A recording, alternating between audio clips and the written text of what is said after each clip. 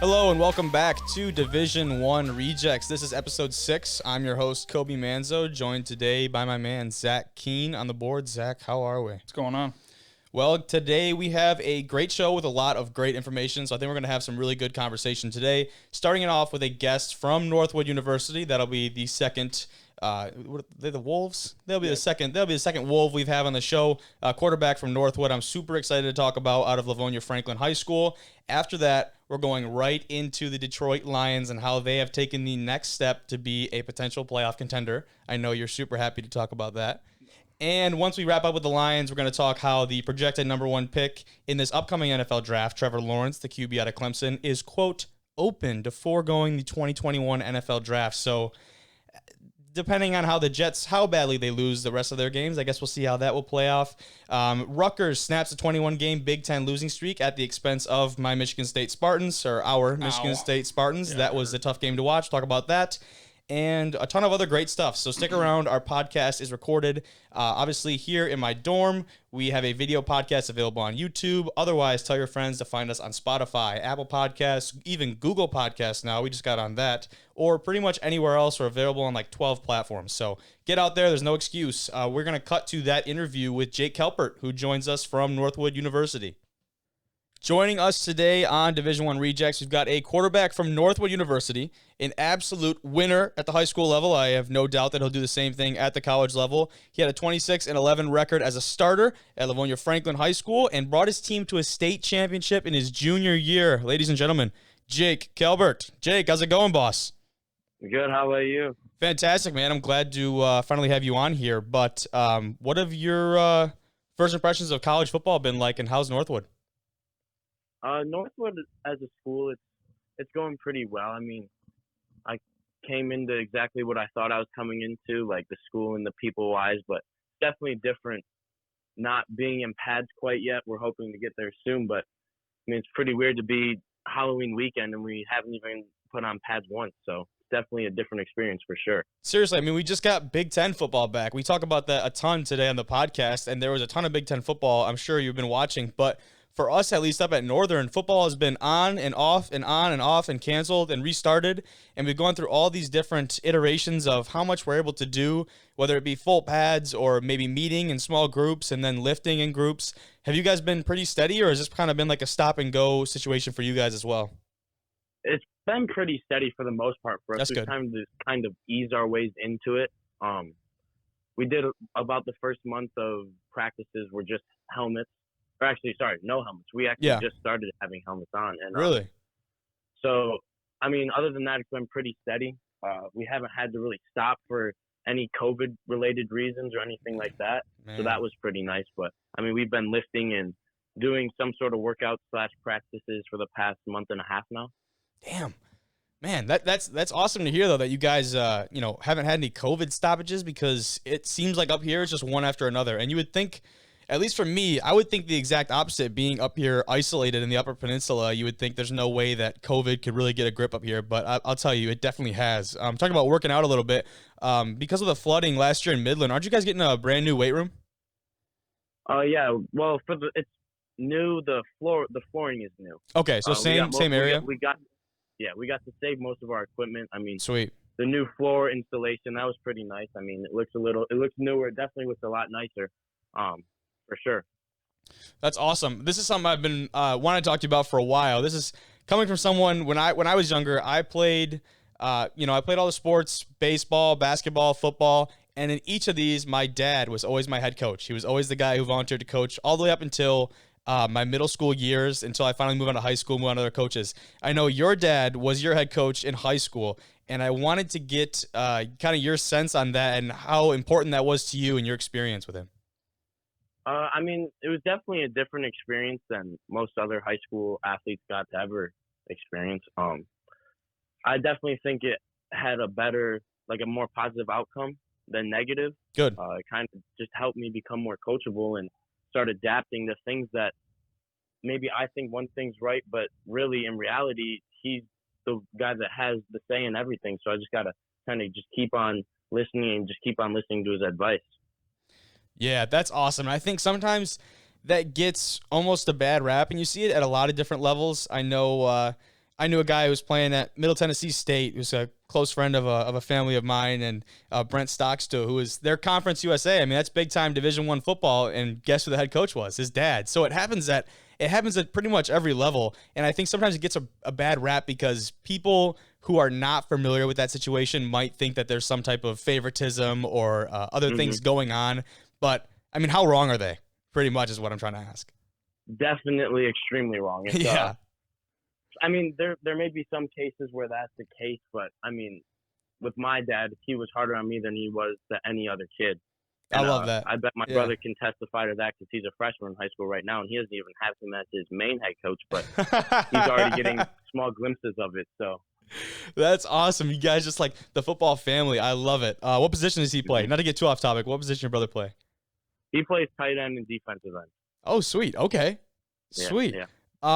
I know obviously you're at Northwood, and I believe, correct me if I'm wrong, but they were your first offer, correct, out of high school?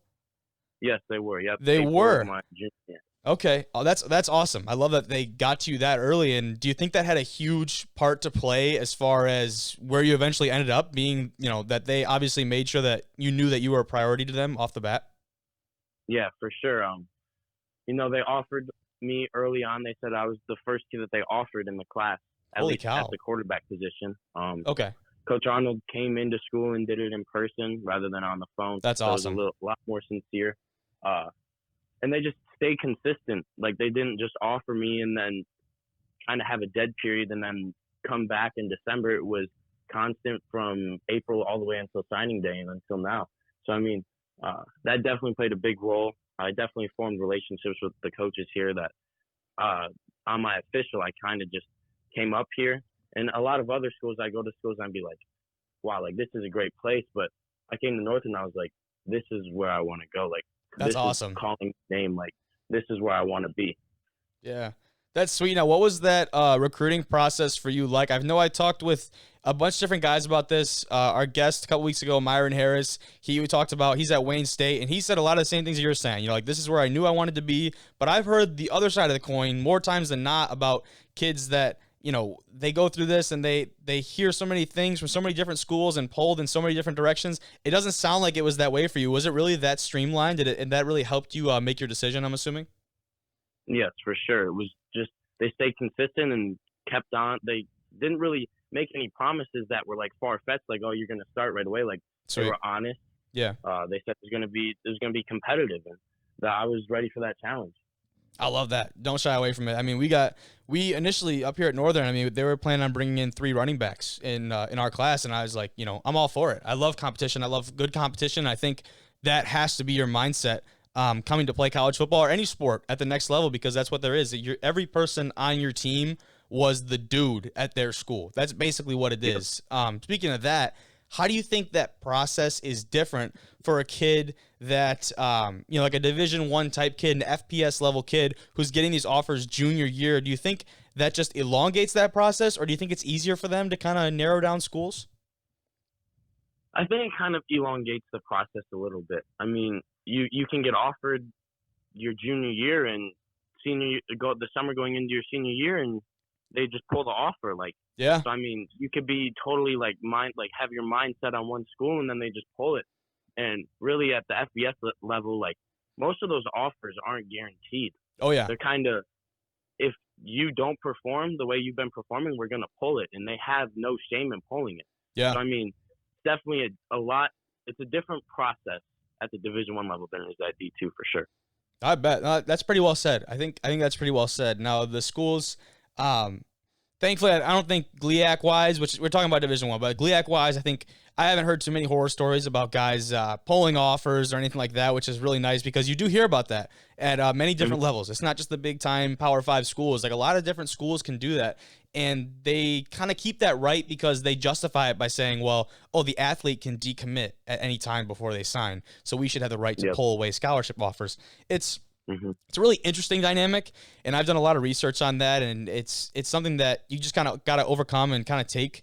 But let's talk about your play a little bit coming up to Northwood. Now, obviously, you're not the 6'4", 240-pound quote unquote pro style quarterback that we used to see. That was really like the basic makeup of an NFL franchise or a big time college program. But now we have a ton of quarterbacks that are breaking that mold, especially in the NFL. Guys like Russell Wilson, Baker Mayfield, Kyler Murray. I mean, there's a bunch of different guys. There's just a few that are really breaking this mold of the big, heavy pocket passer that we have seen for so many years. How has that encouraged you moving on to play at the next level? And obviously, do you enjoy watching these guys play?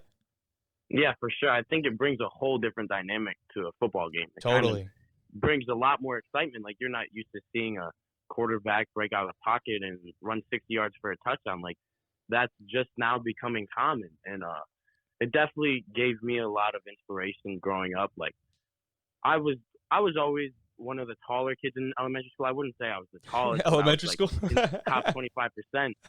And now kind of like just above average, if that, at 5'10" and an 8. Hey, we'll take what we can get, right? Yeah, exactly. So definitely gave me a lot of inspiration just to keep going and keep working, and just knowing that there's other people out there that have done the same thing I've done. So just to keep on grinding and just keep my head down.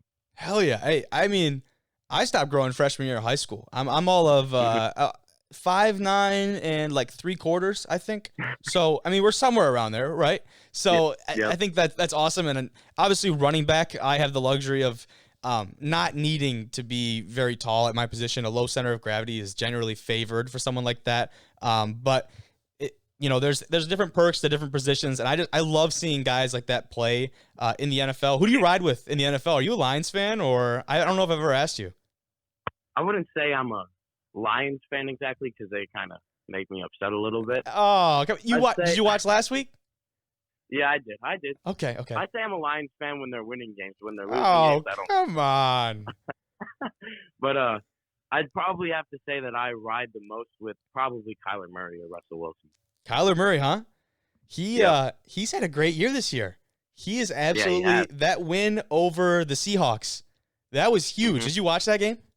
Yes, I did. I watched parts of it. I watched the end of it. Yeah, that was an insane game. And then last thing for you here, we got Halloween. We've got Michigan, Michigan State, Ohio State, Penn State. Who are you taking in those games, and why?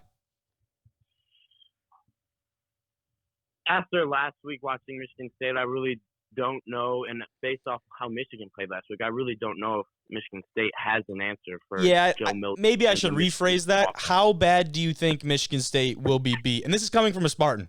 How bad? What is the points? I was talking to Zach, and I said I text my dad, and I texted him. I said, Michigan State might really get beat by 30 points this week against Michigan, and he texted me back immediately and said, "You're being optimistic." I wouldn't say it'd be that much of a blowout. I mean, I'd like to see a blowout. I'd enjoy seeing a blowout. Oh. But I mean, it's a rivalry game. Michigan State's going to probably play the best game they're going to play all year, just because it's Michigan. I mean, potentially, they're being referred to as the little brother, which they have the past couple of years. So I mean, Jesus. I think they'll come out firing on all cylinders, but I think at the end of the day, Michigan will be too much to handle. I agree with that. Penn State loses to Indiana in that overtime win where Indiana goes for 2, quarterback dives for the pylon. Did you catch any of that? And this has to be a huge bounce back game for Penn State against, like you said, this is going to be their toughest opponent playing Ohio State. Yep. You think they bounce back and get that win against Justin Fields and Ohio State? I mean, I watched the tail end of the Penn State game last weekend. I mean, in the Big Ten, there's always those upsets every single year. Yeah. I mean, you always see some of the top dogs losing to schools like Indiana or Illinois or sometimes Iowa. Yeah. So, I mean, I wouldn't say that defines what Penn State is this year, but watching Ohio State, I mean, in the first half last week, they didn't look any better than Penn State did. Now, in the second half, they came back on firing on all cylinders and kind of pulled away by a lot. Put Nebraska in the dirt. Like Ohio State. Yeah. But, I mean, I really don't know if Penn State can handle Ohio State like Michigan State can't handle Michigan. Yeah. No, I'm with you. Well, I mean, that's really all I got for you today, my man. I appreciate you coming on. Thank you for having me. Of course, dog. I'll see ya. All right, see ya. All right, it was great to talk to Jake. I really love talking to him about his input and how his high school played out. Looking forward to him making some big moves at the next level down in Midland, Michigan, and hopefully playing him in the spring. If not the spring, then in the fall. I mean, at this point, we don't even know what's going on as far as our season. It feels like every other day football is on, football is off. But right now, football needs to be on for the Detroit Lions. So we're sitting at 3-3 off of a huge win against Atlanta with Matthew Stafford leading that game-winning drive down the field. And how fitting was it? National Tight End Day. He goes to his man, Hawkinson, in the end zone for that finish. And we saw them mic'd up, just screaming inaudible messages to each other at the end of that, just jumping into each other's arms. And that was something that, for a Lions fan, I know when you get to that situation, you want to feel hopeful, but at the same time, you just know there's no way this goes our way. There's no way. Even I have the utmost confidence in Stafford and his ability and our offense to put together a drive. It's just the organization. Honestly, to be honest, like when I was watching that game, and I watched Todd Gurley, the big talk was him accidentally scoring a touchdown. Exactly. And that was like, you saw the defense celebrating, and I think everybody just kind of knew after they scored, it was kind of just up to Stafford. They knew, he's been called the comeback kid before. Yeah. And the second time that he has thrown a touchdown with no time left in the fourth quarter. Exactly. He's good at comebacks, and definitely one of the most underrated quarterbacks in the league. And that's coming from a Packers fan. There we go.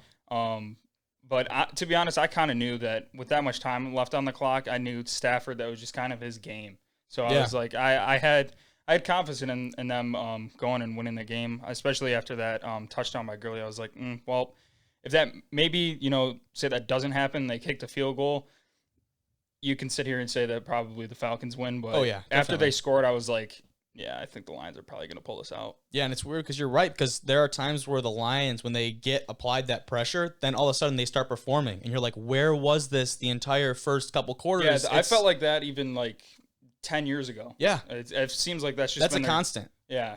Yeah, and they perform at times where you do not expect them to, but I'm obviously over the moon about that win. And talking about Todd Gurley, who scored the touchdown on accident, really. Yeah. Which that's just a lack of communication between him and whoever, and that you got that icon. You could tell that he was trying. He just lost his balance and then just like at the end he there. did. And they got that iconic picture afterwards that really sums up 2020 with you have a couple Falcons offensive linemen that obviously didn't know what was going on either because they're holding up the two arms for touchdown, and you got two Lions defenders like they scored, backers, he's in.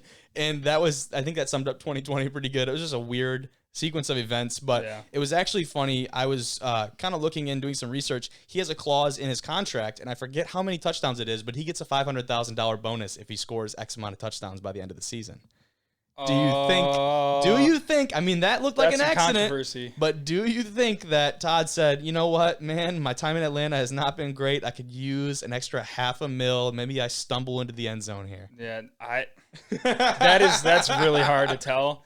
If he was thinking about that on the fly, I was like, no way. I think at that point it's just instincts, and I think he realized he broke free, and it was like, oh, well, maybe I'm a little too free now. Yeah. And then he realized it a little too late. His toes were on the goal line, and he was like, well, and then, I think he tried his best he could to just fall backwards, but he just had so much forward momentum that he put him in the end zone, and you could tell he was kind of not like upset that they scored, but like he was just like, damn, I don't know if that was the best for the situation. He was just like, there was just no emotion. He was just contemplating what the hell just happened, and but yeah, that's definitely a tough call for him, and it's hard to pass up on points. You know what I'm saying? It totally is, and I doubt, like you said, I doubt he was actually thinking about a contract. I'm sure it's the last thing going through his head. But I just thought that was funny that people were bringing that up. There was that clause. Yeah. And the craziest thing about the whole situation was that was not the only time we saw that exact situation play out this weekend. We had Penn State versus Indiana. We'll talk about that later, but basically the same situation arose, and the offense made the same mistake, and it led to them ultimately losing. Yeah. That happens 2 times. It's a lack of communication from the coaching staff to the players and whatever. But we talked about like that Detroit offense who performs when they get put under pressure like that. I think part of that reason is that they're very one-dimensional, and their offense is predicated kind of on being like a 2-minute offense. Yeah, making those quick throws to the sideline, maybe some deep shots in the middle when you're playing against really prevent defense. Yeah. And their offense was so one-dimensional. I thought coming off last week where Swift had a 100-yard game against the Jaguars, who not as good of a football team, I think, as Atlanta and their defense especially. But Adrian Peterson averaged 2.6 yards per carry on 11 carries, and Swift only had 27 yards. So that going into this week, we got the Colts.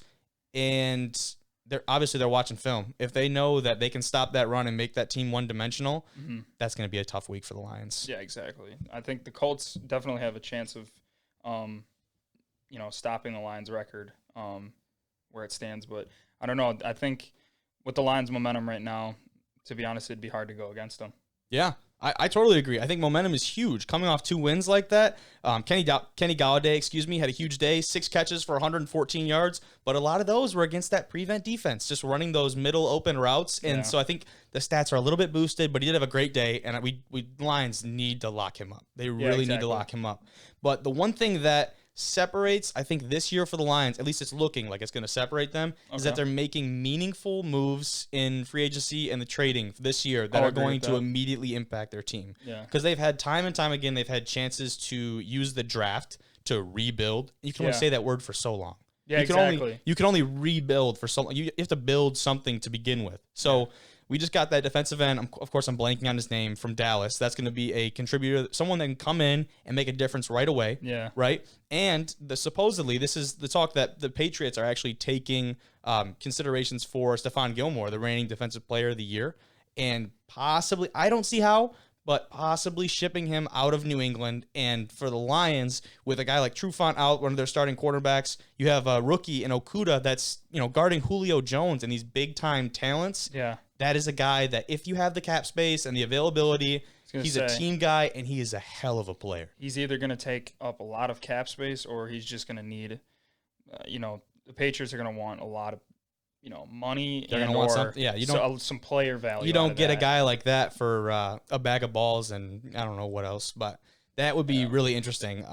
Talked about, let's see, the Browns were, obviously tough game against the Steelers a while back, but Odell Beckham Jr. out for the remainder of the season with an ACL tear. This year has been the year of injuries. A lot of ACLs. Yeah, I saw a tweet that said, what the hell even is an ACL? Yeah, it doesn't do anything good. Stupid ligament. It's a stupid ligament, but he is out. It was first reported by Josina Anderson, so hopefully I pronounced that right, Monday afternoon. Kind of a interesting. You don't see that name typically, but she received a text from Odell, and then that was obviously confirmed by Adam Schefter and the like of the NFL minutes later. But the thing I wanted to look at is that he's set to earn $15.75 million next year from the Browns, so $15.75 million. Almost $13 million is guaranteed for injury protection, and the rest is converted to a full guarantee if he's on the roster for the 3rd day of the league year in March. And March is coming a lot sooner than we think, and we know that an ACL tear, you're not going to be recovered by March. I don't care what kind of surgery, what kind of rehabilitation, procedure you have, you're not going to be back by March. So he's going to be making that money, I think, unless the Browns go, I don't know if they can, even if they cut him, they're still paying $13 million. Yeah, so exactly. I think it's kind of a no-brainer for them to hold on to Odell at this point. Yeah, no, I feel like they have to, and if they don't, that's a harebrained decision by them. But yeah, totally. He is not actually the leading receiver.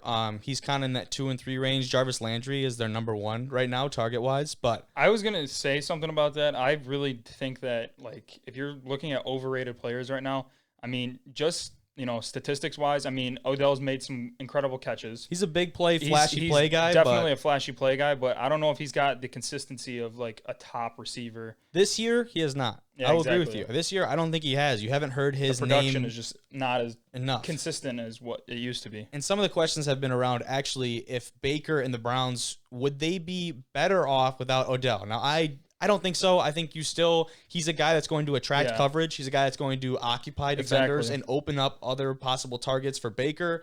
But we could find out next week. The Browns host the Raiders, and coming off their bye week after that terrible loss against the Steelers, they're going to have a prove-it game. They really need to show up and show out against the Raiders. And like I was saying, Odell is averaging just over 50 yards a game. So respectable number, not in like an all-pro or in serious talent level. Yeah. And outside of last week, he had a touchdown pass actually from Jarvis Landry against the Cowboys. And we've seen that Cowboys team go through so much turmoil this year from the quarterback position. I'm going to be honest. I feel like Dak was just the only thing keeping them from going winless. Yeah. Like it's been so night and day that they needed him, and even then they still couldn't really produce much, even with his, great number, his great production on the field. And it was like just still losing games. And it was kind of sad to watch, especially after the injury. He was playing at such a high level, but yeah, he was. Cowboys definitely going to need him. We're going to need to make some moves in the offseason, try and, just save face for their franchise and seriously, get better and start winning some more games. Yeah, that is a complete and utter understatement, but you're right. Yeah. I think that moment with Dak being carted out the field was one of the more emotional moments that I've seen in football because, in this offseason, outside of all of the contract issues that him and that organization went through and how much he wanted to be paid before his ultimate getting the franchise tag, which he's on right now. Yeah. Outside of that, the work that he's put in and that Cowboys team just being mediocre at best, exactly. Really. They've really just been mediocre with, I think, a great quarterback. He's really put up numbers. And you could have made an argument for him being a great quarterback, especially if he stays in. He was leading, he was a stat leader, 500 yards ahead of, everybody. A week after he left, he was still in the top. Was still the yards, the yard leader. So that's something that he was producing. He's finally out of the top 5. I'm pretty sure. He's finally out of the top 5, and that's unreal. That's insane. He was literally almost at I think it was 2,000 yards. He was close to probably, and it was after a few weeks, just a few weeks, 4-3, something like that. Yeah. But it was he was wheeling and dealing, and it was sad to watch him go down. But obviously it hurt. And then that's a great segment actually into our next piece is talking about the NFC least, as basically I'm calling it, because the NFC East right now, that 2019 was not good to them. I think 2020 might actually be worse. If the season ended today, the division leader, Philadelphia Eagles, would host a playoff game at 2-4-1. They would host a playoff game, which in this COVID football, time span that we are in, hosting is maybe not that big of a deal compared, when you have the crowd advantage, whatever, but it's still a travel. Exactly. You're going on the road to play in somebody else's house. And there's no way. Talk about the NFC West with all of these stacked teams. Then you talk about the NFC East here, and I don't know. I really don't know what to say about it because there's no way. Obviously, the division leader needs to advance into the playoffs, or else your system could be potentially flawed. Yeah. But is there any way that any of these teams turn it around in the NFC East? I think it's hard to tell. I haven't really checked the strength of the schedule for the Eagles or really anybody else, but I just know that it's going to be hard. I think the Eagles probably, obviously they are standing at the top of the NFC East, but I probably see them coming out, especially big Wentz fans. So yeah, I feel like they could turn it around. At least they need to get to something. If they get to something above 500, I'll let it pass. That would be that'd be very good for them. I think honestly they need that, especially if they're going to try and playoffs, you can really say anything because once you get to the playoffs, really everything's out the window. It's a new season, which is so unreal. All that matters, we saw the Titans go on an insane run last year because they picked up momentum at the right time, A, and because B, they were healthy. Yeah, and that was something that a lot of teams didn't have that luxury. So we've seen the Eagles do that too. When they got to that Super Bowl, when they won that Super Bowl, they got hot at the right time. And then even when your starting quarterback goes down, your next guy up. That's the mentality. Yeah, that was hard to watch. I bet. I'm trying to remember what year was that? 2017, I'm pretty sure. It escapes me right now. It was it was one of those times, but pretty sure it was the Eagles were going against the Rams, and then that's when Carson Wentz he dove into the end zone, and then he obviously pinched his ACL and then tore it. He ends up throwing a touchdown on that next play, not even realizing that he tore it, then goes out. That is nuts. What a stupid ligament. Yeah, exactly. What an absolute just stupid ligament. Who put that there? You ever heard anything good about an ACL? No, I don't think so. I think it's got something to do with balance, but something to do with balance. I don't know, just knee mechanics. I haven't looked too far into that, but definitely it seems like the only thing that you are hearing is just that it's been torn. And seriously, and we started. I think it's kind of gotten overshadowed now that all this football is back. But the first 1 or 2 weeks of the NFL coming back, teams were riddled with all kinds of injuries. I saw some big names go down. I know Bosa had an ACL. He's out for the year. Saquon. So Saquon was another huge name that went down. Another guy that would have really helped this Giants team who, Danny Dimes, the New York Giants, they are at 1-6 right now. Their last 2 games against the Washington football team and the Eagles, they both they lost by 1 point to both of those teams. Yeah. So I'd love to say that the Eagles are like a favorite and they can, they have got a lock to be in the playoffs. Yeah. But if you're beating the Giants, who are 1-6 right now by 1 point, yeah. you're gonna have to see some more consistent play out of that. Yeah. The quarterback Andy Dalton, who came in replacement of Dak Prescott for the Cowboys. Dalton previously with the Bengals, kind of in his later years of his career, but still producing at a quarterback level. Yeah. No superstar, but he's still producing. He gets absolutely hammered. Yeah, that was one of the terrible worst play. I've seen. Terrible play. He goes down with concussion in a loss to said Washington football team. And now they have a third string guy in there. I don't even know his name. Do you know who's playing for America's team at this point? No idea. You think Jerry Jones knows who's playing for America's team? I'm pretty sure he's asking the same question. To be honest. Oh, that's great. Getting out of the NFC East finally, I can only talk about them for a certain period of time. We'll talk about the Pittsburgh Steelers. They are the last undefeated team after beating the Titans, 27-24. That first half of that game was all Pittsburgh. I mean, did you watch? Sure. You get to watch any of that? Yeah. So that first half of the game, all Pittsburgh. They didn't allow any sacks in the entire game, which was huge for them because obviously their defense is one of the, if not probably the best defense in the league right now. And the argument, the past following couple of weeks, even from us, has been that they hadn't played anyone. Remember, we talked about how they were playing Eagles, Giants, and all these other teams that were below 500. They come out against the Browns and absolutely snuff the Browns, even though Baker goes out with an injury. Unfortunately, but they proved they were legit. And then they come out against this Titans team who's got one of the more multi-dimensional offenses in the league right now. Ryan Tannehill is playing elite football, and Derrick Henry, you don't even have to talk about him. But Derrick Henry right now, the Steelers defense, they held Derrick Henry to under 4 yards per carry, which that for any other back, I think that's probably decent. In the first half, he was under that. He was about 2 yards per carry in the first half. That is ridiculous numbers from a guy who we've seen him break off big-time runs from his own 2-yard line. And for them to hold him to that, we knew that their pass rush defense, we talked about T.J. Watt last week being a really prominent pass rush defender, and they dominated the line of scrimmage in that win. It was huge. Yeah, exactly. I feel like that was the thing that set them apart and ultimately won them the game. I mean, the offense was producing, obviously. Big Ben throwing 49 times, that's really unreal. But, when you have a veteran like that you can let sit back there, throw the ball, and really make those big plays for the offense. And, they put up 27. That's pretty good for for their offensive stand. That was pretty good. But, holding the Titans and, make sure Derrick Henry is, staying under 4 yards per carry is insane. For him, yeah. And I don't know, that really just showed that, Pittsburgh's defense really has minimal weaknesses at this point. Yeah. Like it's shown, I mean, their secondary is really good, and same with pass rushing.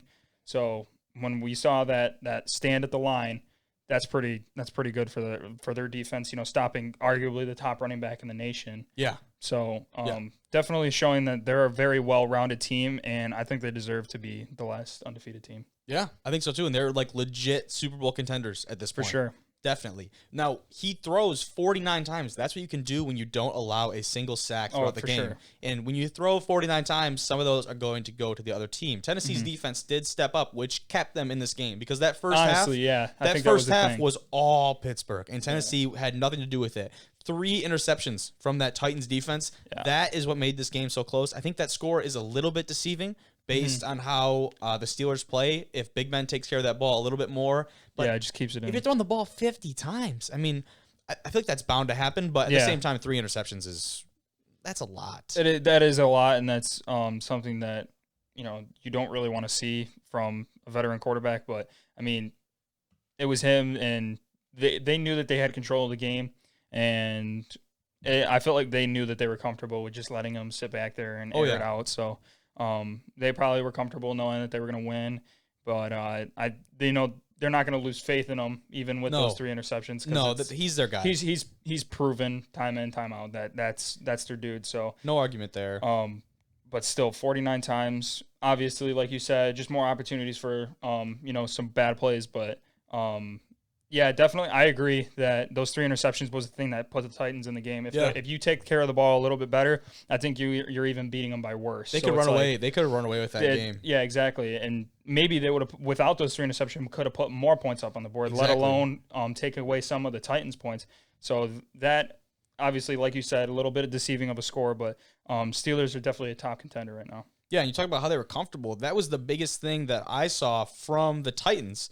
They had let up 2 sacks in the day, so nothing insane, but that Steelers defense was hitting home, and Tannehill in the back of his mind is thinking about that. Those QB hits that I didn't look into those stats, but sometimes all it takes is for somebody's face to be in the pocket, and then you're thinking about it, and you're thinking about it. And sure. It got them out of rhythm a little bit, and they were uncomfortable. And that their team showed that. Obviously, they lost by 3 points. You can't, no matter how deceiving it is, they were in that game. So with a team like that, when you get out of rhythm, they showed that they were still a really solid team because they bounced back and they were able to keep this game super competitive. But a team that is not very competitive in just about anything, terrible at the football, the New York Jets. Yeah. Right? Now, I use this as a segue because Trevor Lawrence is who we're talking about, and he has come out recently and said that he is open to staying at Clemson for his senior year. Now, the way he's playing right now, and everyone knows he's going to be the number 1 draft pick, especially for possibly, even though they have a young quarterback with Sam Darnold and the Jets. Right, Sam Darnold? Yeah, Sam Darnold. Yeah, and he might be shipped out. Yeah, honestly, if I was the Jets, to be honest, I don't think Darnold's playing at that bad of a level. I don't think so. I think he's a solid quarterback. I think you need to look elsewhere for who you're drafting. Honestly, I think Gase. Yeah, I think Adam Gase. Yeah. And say maybe it's not even part of it is the player issue. They don't have an extreme amount of talent on that roster to begin with, but part of it is also the management issue. Yeah. And there's been multiple players come out against Adam Gase and just pretty much shit on him. Yeah, exactly. And if somebody feels, first of all, you don't want that in your locker room because you'd rather have somebody approach you and talk to you, right? And we've seen that with Mike McCarthy, actually, in the Cowboys. Their locker room has been in some turmoil as well recently. Same with Houston. And Houston too, with Bill O'Brien. And you see these teams, and McCarthy actually came out and said, he was like, I'd much rather have these guys just come talk to me. Well, the problem is they don't feel comfortable. Obviously, they don't feel comfortable enough to come talk to you. So you got, exactly. So now you got a couple rats that, I don't call them rats, but for all intents and purposes, rats that are out here leaking information to the media, and then you give it to reporters and stuff, and then they spin their own narrative on it, and then all of a sudden you have a very downhill slope. But Trevor Lawrence, speaking on this topic, he said, quote, "My mindset has been that I'm going to move on, the NFL. But who knows? There's a lot of things that could happen." That might be the most ambiguous statement I've ever heard. And for sure. I don't know if he's trying to toy with people and their minds right now, but that could go both ways, and obviously a lot of things are not happening. Yeah, I would definitely, I would never, go to Vegas and place a bet on which way that would go. I don't know if that would, if he, honestly, it'd have to depend. I think he's probably going to, take some time, look at what's going to happen for the draft. Yeah. Obviously, he might be thinking if the Jets aren't if they aren't the number 1 pick, he might put that in consideration. And, I don't know. He could pull like an Eli Manning, like we've seen before. Yeah. Which people were thinking that Burrow might have done that. Which that's another guy who's playing at an extreme level who needs help, almost like a Dak Prescott, where he's throwing for a ton of yards. His team though, very much. He so. has, yeah. and it's that's another thing that it's like he just keeps taking loss after loss, and it's not really showing, the amount of output that he's put on a game, and just like his, consistency in his pass game. I mean, he's the first rookie to throw through how many weeks has this been? 6. So 6 weeks. He's hasn't thrown for under 300 yards. So are you serious? Yes, he has not. Holy he has yet cow. to not throw for 300 yards. Holy shit! So that amount of production out of a rookie quarterback, and still be losing. You have to look elsewhere. Obviously, for this draft, they're going to need a little more help. Maybe probably on the defensive side, I'm guessing. I would agree with that. Because their offense is pretty good.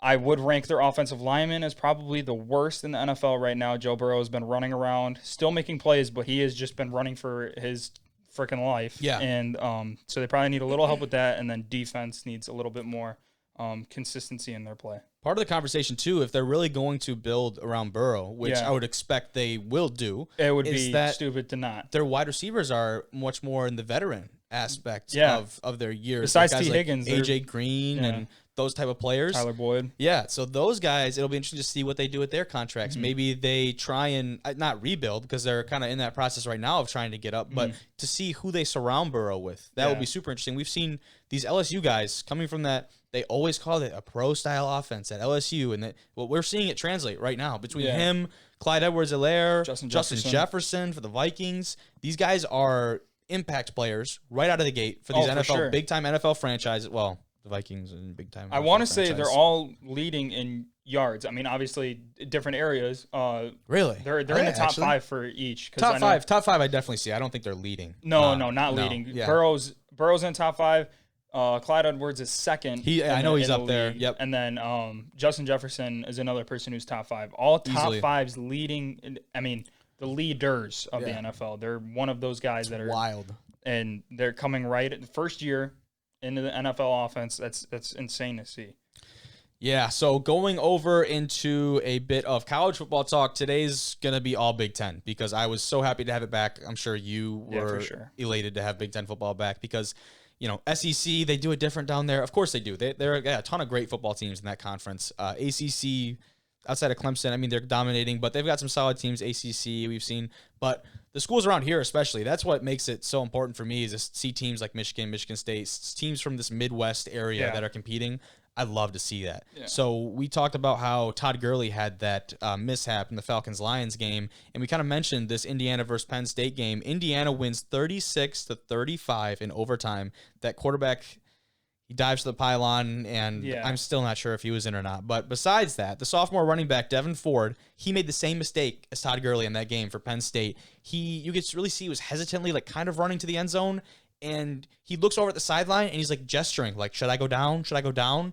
And he just toe tapped. I think he literally just kind of stepped barely over the line. Yeah. It was, in the moment, I didn't think much of it. You know what I mean? Because I just wasn't thinking from a coaching mindset. Same thing, I'm sure he wasn't thinking about that. Yeah, but again, your instincts come in at that point. That's a lack of communication. That's like baseball, last inning. I know my head coach will always be like, all right, take a strike. Take a strike. When I draw at this inning and make sure we get good battling at bats. Maybe a stupid analogy, but just communicate to your players how you want them to perform in situational games. Yeah, exactly. It's important. I think, you could make the case for Gurley. Maybe that is a little more of instincts taking over. And but he's a pro. They might have told him, if you break free, go down. But with Devin Ford, like you said, making those gestures, doesn't really seem like the coaches really made it, necessarily clear to him. No, obviously that's what their goal was or anything like that. He looked really hesitant on what his decision was. So yeah, I would definitely say that that's probably something with the coaching, letting him know, if you break free, you got to go down because then we can run the clock out and then ultimately kick a field goal. Yeah. And that's situational, and that's hard to tell because, obviously your brain's going to say, I see pay dirt, let's go. So it's why would you not, take the points when you can? Yeah. And, leave it up to your defense. Because, a minute 42, you're still leaving your defense with – minutes 42 is a lot for an offense to handle. But if you have faith in your defense, your defense is another part of your team that you have to be able to rely on. So if you put up those points, you have to be able to say, okay, look, my defense is going to go out there and make a stop. But, that's hard to tell. I think probably – if that's what they ultimately were trying to go for, with having him, fall down before the end zone, that was definitely a communication error. Yeah, and Indiana looked great in that game. I will say they kept it competitive. It was mostly Penn State, kind of in the first half, but Penn State, we knew they were going to come out hot just because of where they were ranked and how they've played in the past under Coach Franklin, and just. The Nittany Lions have been great in previous years, right behind Ohio State, right there in the Big Ten, that they've really been dominating. But obviously, Indiana looked really good because they won this game, which I did not see happening. They go for 2, but they could have tied it. They could have tied it and settled for a second overtime. They tried to capitalize on it. Obviously, they got it, but it was a very polarizing win. The Indiana quarterback, Michael Penix Jr., who dove for the pylon in overtime, in my opinion, it looked like he was short. But the problem with that is that, I shouldn't say the problem, but the reason that it stood, in my opinion, is that the call on the field was a touchdown. Yeah. So when you go into that replay process, what they say is you have to have, quote, irrefutable evidence. Innocent until proven guilty. Exactly. Same concept. So if you look at the replay and you cannot definitively say, oh, yeah, he's short, we could see the gap, whatever. Yeah, you can't just... You got to go by the call on the field. So maybe that screwed him over. Maybe not. Yeah. It could just be this.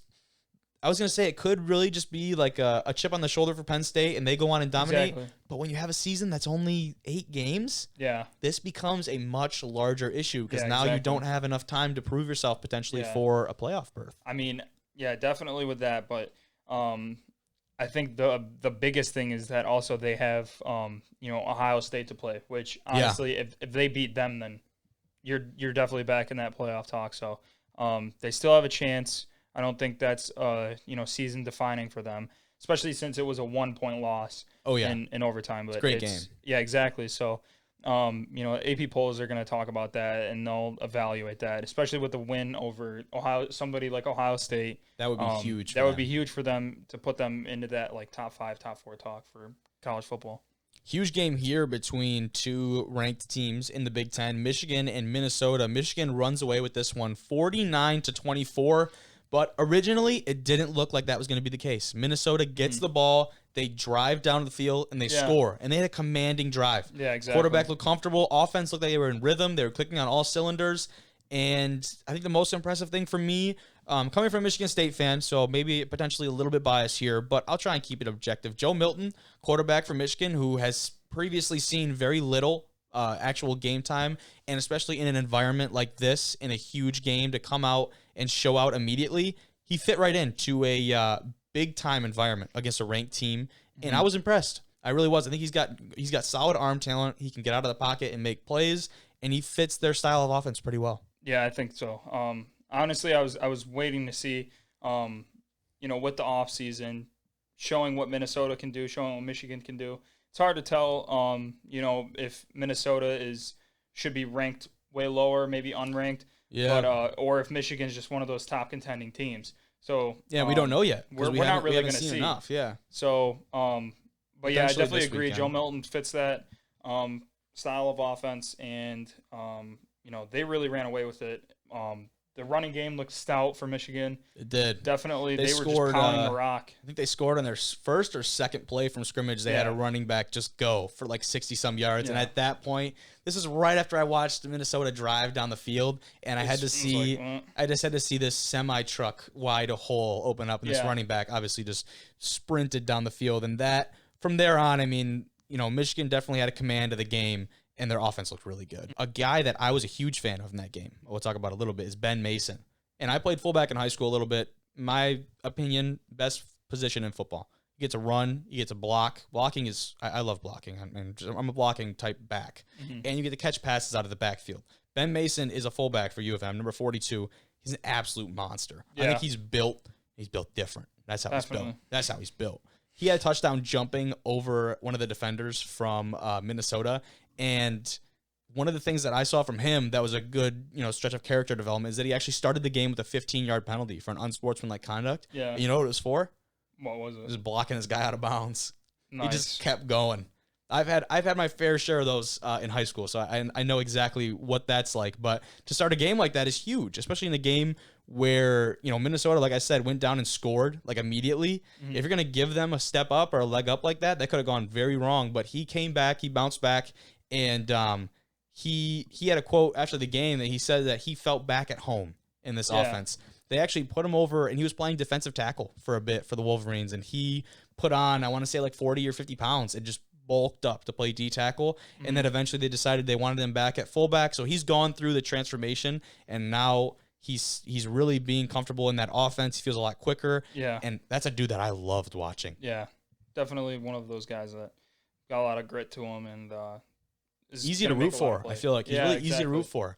And his younger brother actually is playing. He just committed to play. He might be our class or a class lower. No, actually, no. I think he's our class or a class above us. But he's playing at Ithaca College in upstate New York. And so it sounds familiar to you because I was thinking about going to Ithaca College. So I did a little bit of research, a little deep dive on the old Instagram, and I saw that. So shout out to little Mason up there in Ithaca College. That place is absolutely sweet. But The other game we want to talk about here is Wisconsin versus Illinois. Mm-hmm. Wisconsin, I mean, Illinois did not look great, but Wisconsin comes away with that huge win, 45-7. That quarterback for Wisconsin, he's a redshirt freshman. Yeah. Graham Mertz. He was perfect through the first half, and I think he hit one incompletion on the night. Yeah. That is unreal. That stat line is unheard of for any level. I don't care if you're in high school, college, professional level. If you're going to throw the ball, they threw the ball a lot. He threw for 248 yards, 5 touchdowns, threw the ball 21 times, and he was on target, man. He was on target. He was hitting receivers, and he really was at the high of all highs. And then he got the positive COVID test. Yep. That devil, it's like the ACL.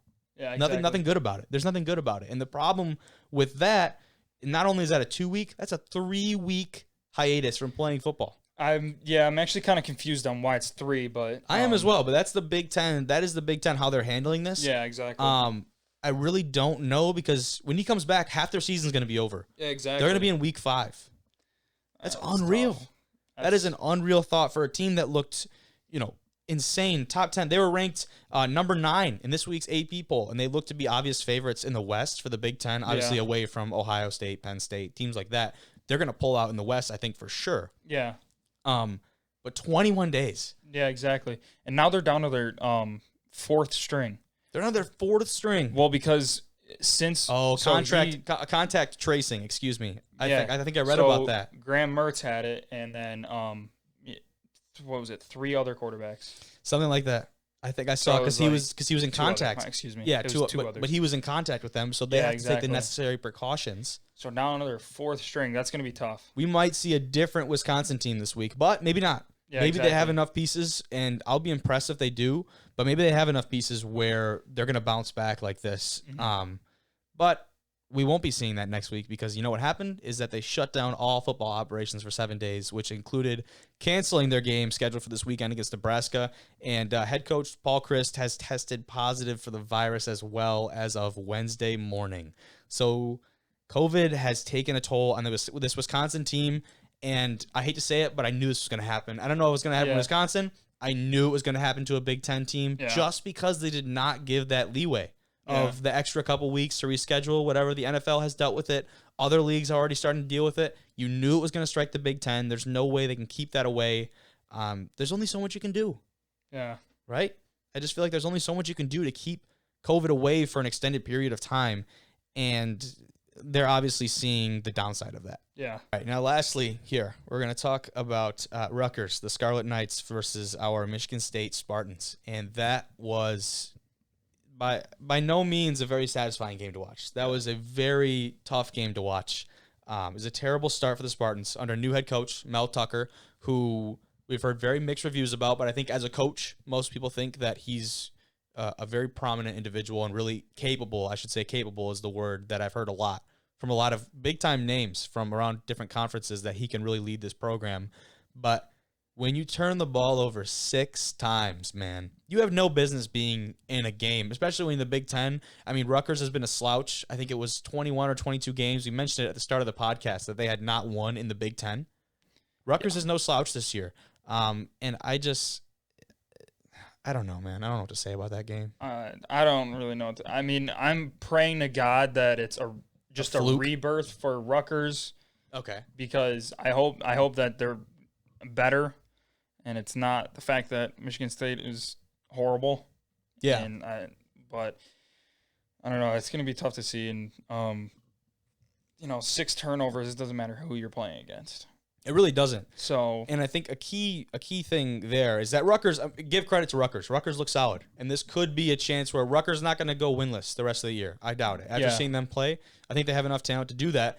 And outside of that, Greg Schiano has actually come back for his second stint as the head coach at Rutgers. Mm-hmm. He was there for maybe 8 to 10 years. He was there for a while years ago, and he brought them pretty much to prominence. And Rutgers is known as really the birthplace of college football. I think they played in the early to mid 1800s and really brought college football to America. So, hey, props for them. But recently they've been trash.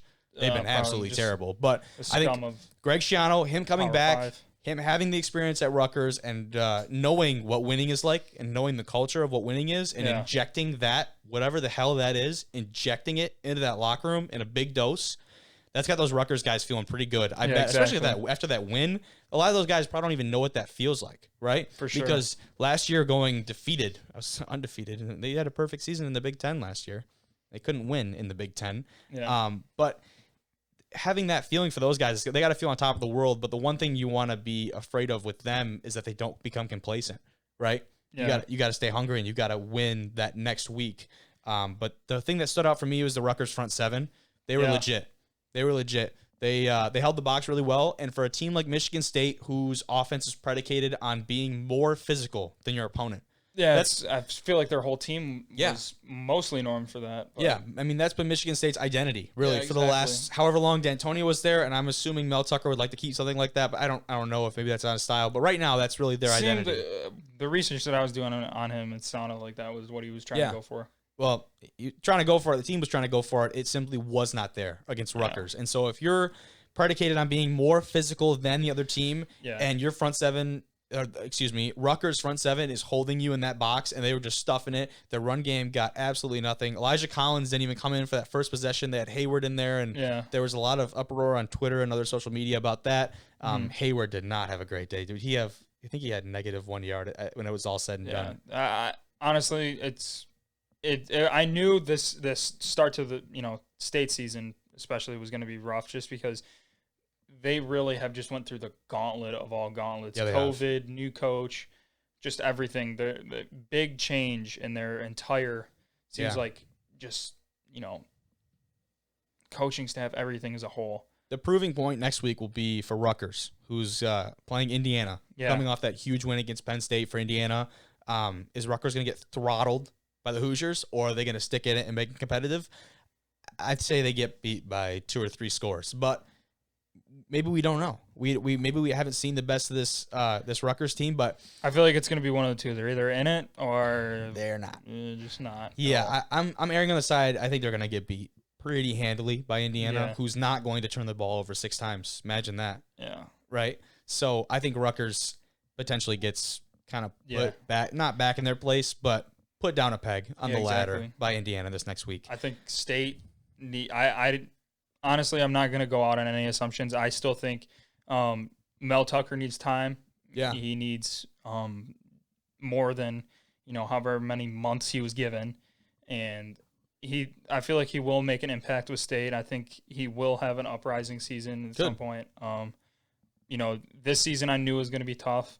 I don't expect like a ton of output this season, especially, but definitely just starting to see at least just a little bit of, positive linear. I hope we need a little bit. We need some life. We need some life from this team this weekend, playing Michigan, Halloween.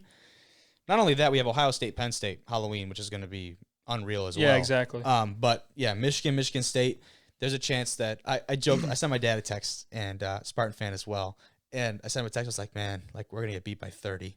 And he goes, 30? He's like, you're optimistic.